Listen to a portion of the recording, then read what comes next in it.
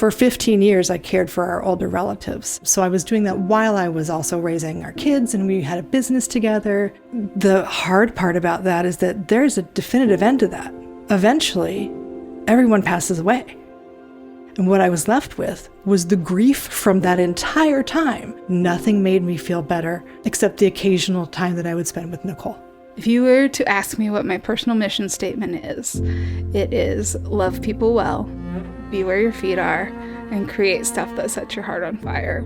I've known Steph since 2008. At that time, it just kind of been just watching the grief build. One of the things Nicole told me was, I can see what's going on and you really need to find an outlet. I don't know how to help you with this other than to say, here's what helps me. Here's some paint, here's some canvases, just paint. I knew, just being a very creative person through all that I've done, I knew it was healing.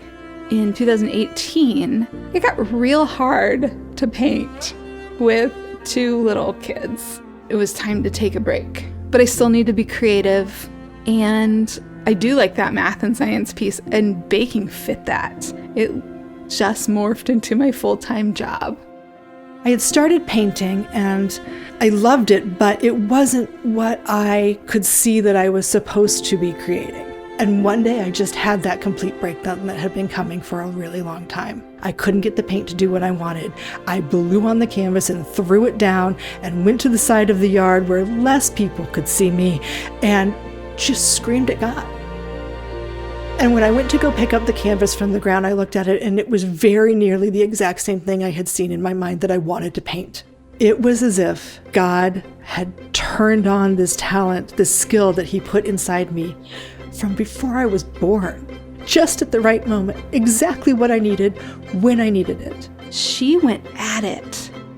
And it was cool because when you're just starting out, there isn't a guidebook, so there's no rules, so you're not going to mess up. And she went for it.